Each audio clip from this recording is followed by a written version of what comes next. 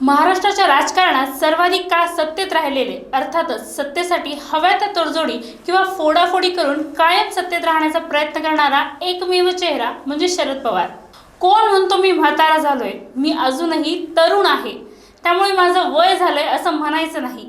अशा प्रकारे गेवराईतील एका कार्यक्रमात एकदा शरद पवारांनी अमरसिंह पंडित यांना ठणकावून सांगितले होते। स्वतःच्या वयाचा विसर पडून तरुणांनाही लाजवणारा कामाचा आवाका म्हणजे शरद पवार। स्वतःबद्दल असलेला कमालीचा आत्मविश्वास आणि आशावाद हेच त्यांच्या जीवनाचे सूत्र आहे। गत विधानसभा निवडणुकीच्या वेळी सोलापुरात विजयसिंह मोहिते पाटील यांनी पवारांची साथ सोडली होती। यानंतर सोलापुरातील सभेत बोलताना पवारांनी पुन्हा एकदा वयाचा मुद्दा काढला होता। माझं वय झालं असं काही जण म्हणतात, त्यांना एवढंच सांगतो, त्यांनी अजून माझं काय बघितलंय? हा टोला अर्थातच अकलूजकरांना होता। हे सगळे आठवण्याचे कारण म्हणजे फलटणमध्ये शरद पवारांचा कार्यक्रम होता। रामराजे नाईक निंबाळकर यांचे बंधू संजीव राजे आणि सुपुत्र अनिकेत यांनी आज अजितदादा गटातून शरद पवार गटात जाहीर प्रवेश केला। यासाठी शरद पवार फलटणमध्ये आले होते। काही तरुणांनी शरद पवार ज्या रस्त्यावरून येणार होते त्या रस्त्यावर हातात फलक घेतले होते, त्यावर लिहिले होते 84 वर्षाचा म्हातारा। अर्थातच हे फलक उपरोधिकपणाचे होते। शरद पवारांच्या नजरेतून हे सुटले नाही। त्यांनी याचा आपल्या भाषणात उल्लेख केला। ते म्हणाले, माझे वय 84 वर्षाचे असो की मी 90 वर्षाचा असो, मी म्हातारा झालो असे म्हटले तरी काही हरकत नाही। पण एक लक्षात ठेवा, हे म्हातारे महाराष्ट्राला योग्य रस्त्यावर आणल्याशिवाय स्वस्थ बसणार नाही। त्यांचे हे वक्तव्य बरेच काही सांगून जाते। 5 वर्षापूर्वी साताऱ्यातलाच एक प्रसंग विधानसभेची संपूर्ण निवडणूक फिरवणारा ठरला होता। साताऱ्यात शरद पवारांची सभा होती। अचानक पावसाला सुरुवात झाली। यावेळी लोकांनी त्यांच्या डोक्यावर छत्री धरण्याचा प्रयत्न केला, पण पवारांनी डोक्यावर छत्री धरू नका असे सांगितले।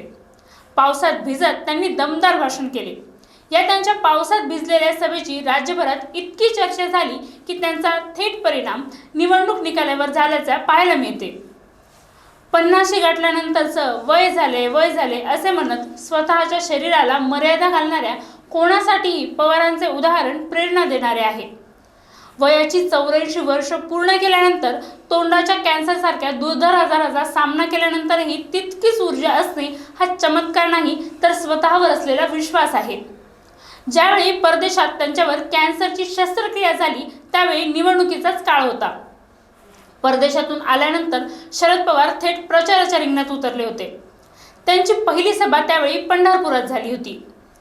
स्वतःचे वय विसरणे आणि काम करणे हे त्यांनी इतके उत्तमपणे साधले आहे की तरुणालाही लाज वाटावी। वय म्हणजे केवळ एक आकडा आहे हे समजून घेणे आवश्यक आहे, पण अमुक वयाचे झाले की अमुक करायचे नाही, अमुक करायचे अशी मर्यादाच आपण स्वतःला घालून घेतो आणि त्या पद्धतीनेच आपल्या कामामध्ये बदल घडायला सुरुवात होते। काही दिवसांपूर्वी मानवी मनाच्या संदर्भातील सखोल संशोधन करून आपल्या मेंदूचे काम कसे चालते याचा एक अहवालच प्रसिद्ध करण्यात आला होता। यामध्ये म्हटले होते, मानवी मनाला आपण जशा सूचना देऊ त्याच पद्धतीने आपला मेंदू काम करतो।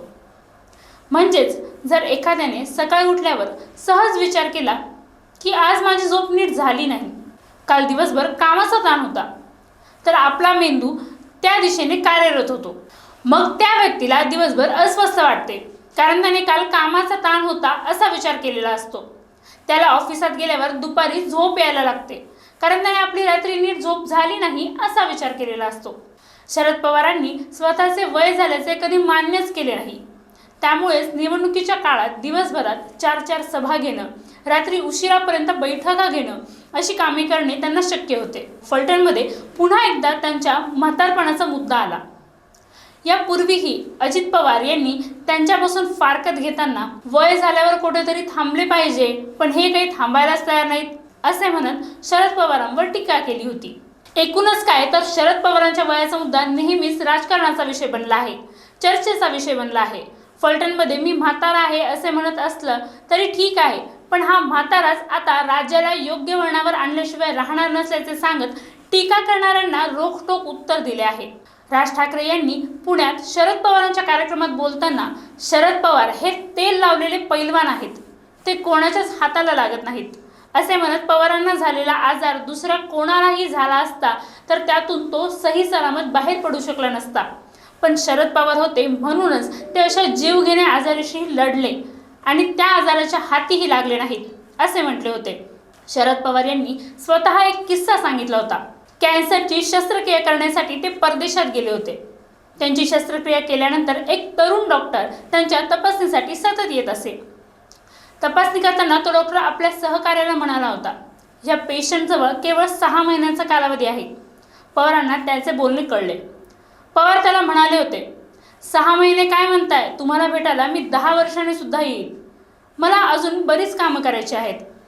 एकूणच काय, शरद पवारांचे राजकारण सोडून द्या, त्यांच्या राजकीय भूमिका काय आहेत त्या कोणाला पटो न पटो, पण पवारांकडून आजच्या तरुण पिढीने शिकण्यासारखा एक दुर्मिळ गुण आहे आणि तो म्हणजे दुर्दम्य आशावाद आणि टोकाची जिद्द.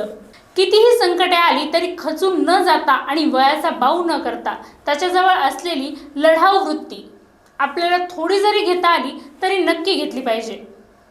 या 90 वर्षाच्या तरुणाविषयी तुम्हाला काय वाटतं? ते शरीराने म्हातारे झाले असले तरी मनाने मात्र तरुण असल्याचं दाखवत आहेत. त्यांच्या या प्रयत्नाला या विधानसभेच्या निवडणुकीमध्ये मोठं यश येईल का? याबद्दल कमेंट करून नक्की कळवा व आमच्या चॅनलला सबस्क्राईब करा.